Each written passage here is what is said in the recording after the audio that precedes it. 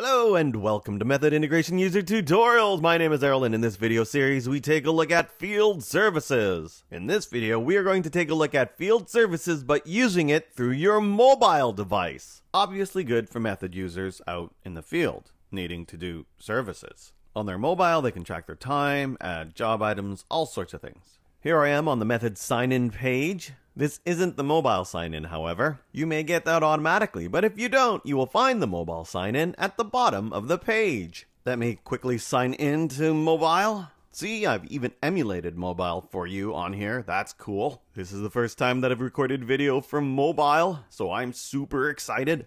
Okay, we're logged in. The drop-down list here has a number of screens you can view. You can take a look at customers or timesheets, but the one you'll most likely use if you're out in the field will be the work orders. Like any grid, you can choose a filter for this view. But unlike the desktop version of Method, you only have a subset of filters to choose from. You can only see my work orders. Well, not mine, but the filters which usually are prefixed by my, like my in progress before to date, or my not started before to date.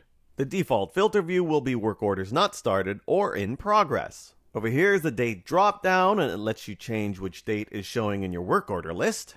Okay, let's pretend we're out in the field and we need to do some work. Let's click the first work order here. Piano lesson for Bob Crenshaw. Note that the status below it says not started. Anyway, when we click it, we get the details of his work order. Ta-da! And I can scroll down, can find all sorts of information, all available to me. And look, we can give him a call. You can click his number and see if he's available for chatting, which I'd rather not do. At the top, you get these three tab sections. You can go back to the work order list with the list button. Details takes you back to the work order, and the items show you the job items for that work order. Anyway, let's go back to the details view, because I want to start tracking my time with the start timer button. But before I hit the button, I need to tell you a restriction. You can only track time for job items that are services. Here, let's make a quick detour over to the field services on my browser. In the dashboard, I will find this link called Items List, and when I click it, it pops up all my items in QuickBooks, which are, of course, used as job items. You can only track time for the job items that are of type service. Can I track time for chemical cleaners? No, it's an inventory type. How would I even do that? However, if I set the filter to services, here are all the service items that I can track time for. Look, on page 3, there are my piano lessons. Haha! Anyway, back to my mobile device. Now remember, our piano lesson is starting, so I'm going to hit Start Timer. It brings us back to the work order list. And look, Bob Crenshaw's work order has changed from not started to in progress.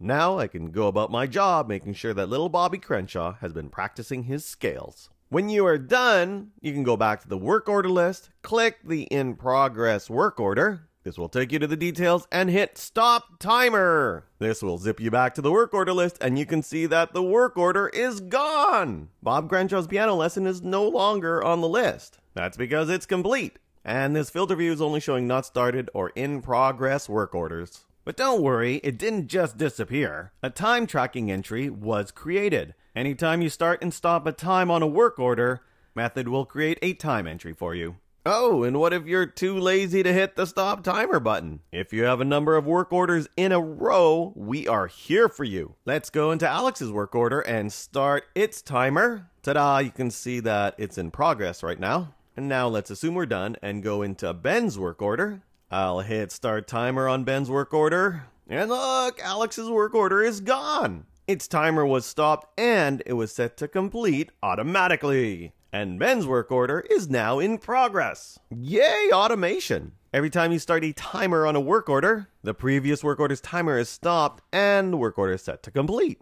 Okay, one other thing you may want to do. Let's say you were going to do a work order, but you did not know what you were going to do when you got there. Well, if you go into your work order, you can hit the Items tab. And here you can add all the job items that were required for this work order. Maybe they wanted to add another service. Maybe they want to buy a piano. And I happen to be carrying one. Ha! I can add it all here. And then I can hit Save and New, which will save the item and clear this form to enter in a new job item. We have this other button, Save and Time. What's it for? This will save the job item, but it will also bring you to a time entry screen. Remember though, anything dealing with time tracking can only be done with a service item, which a piano is not, so I'm going to save and new this. But Errol, what's the time entry screen? You may be wondering. Well, you're in luck, because the time entry screen is also available by clicking the Time In Out link beside a job item.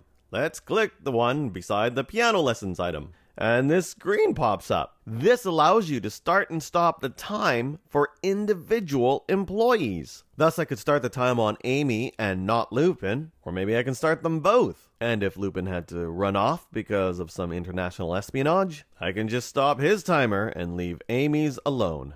Cool. I'm not going to do either, actually. I'm just going to cancel this.